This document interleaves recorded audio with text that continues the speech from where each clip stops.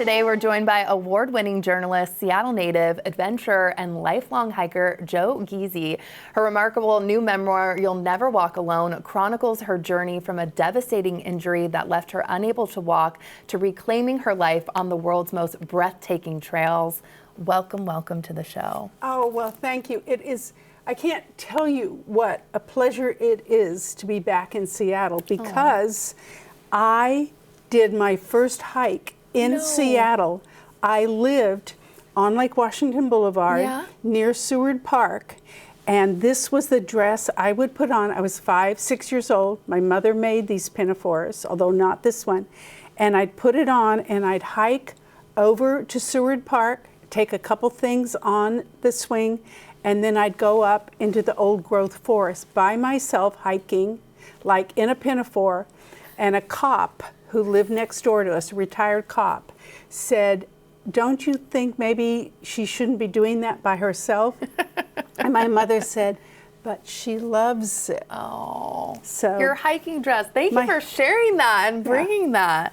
I want to talk about your book. We touched on it in the intro. It opens with a life-changing moment. Can you bring us back to that day? Yeah, it was. I was upstairs in my office, the second floor in the house.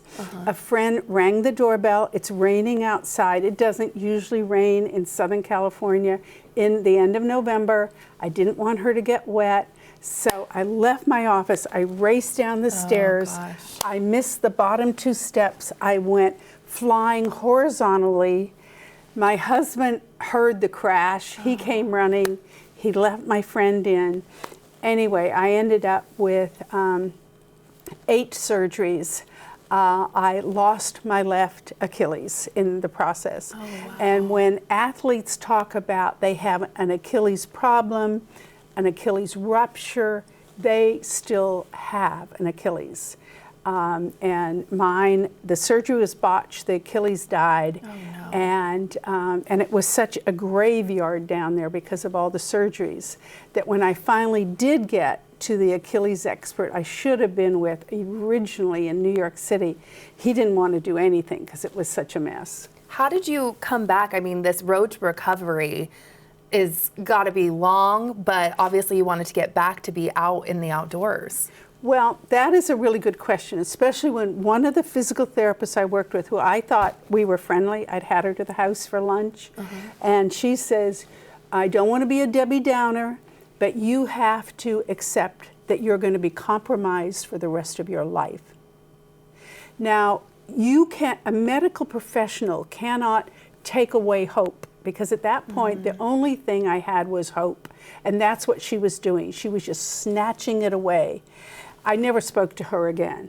And I started working with a restorative therapist who only worked with spinal cord injury patients. I mean, we're talking about a really seriously sobering environment where you walk in, everyone's in a wheelchair, or they're on crutches, and there I am limping in. He had never worked with anyone without an Achilles, but he put his dedication to me, working with me for 2.5 years to help me learn to walk again.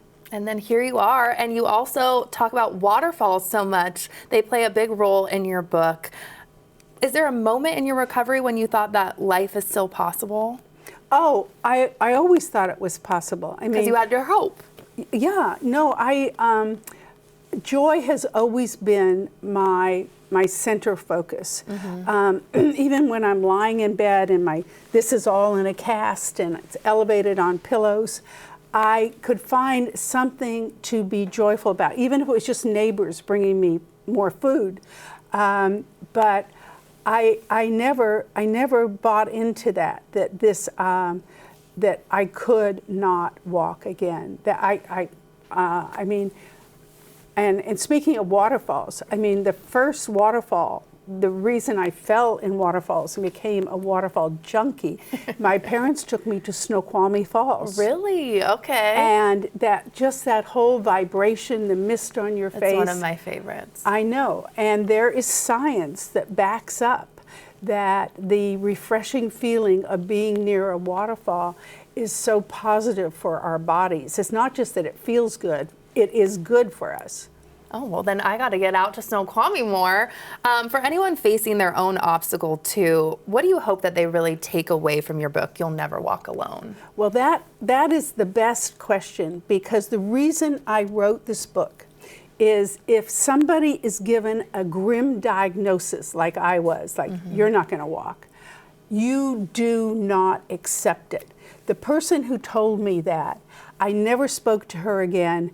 And when the Oboz people who manufacture these hiking boots, when they honored me as a local hero, and we did a photography shoot down near a waterfall in Montana, and we're right down in the splashdown, we're in the black ice, and he's taking this really great shot. And he says, now that's the heroic moment. This is the photographer. And I thought, if only that woman who said to me, you're going to be compromised the rest of your life, if she could see me now down here at this waterfall doing what I love best again. Well, you said it best, and I just love talking to you. Thank you so much for sharing your passion with us, and I can't wait to finish your book. Oh, thank you so much. Pleasure being back here. Yes.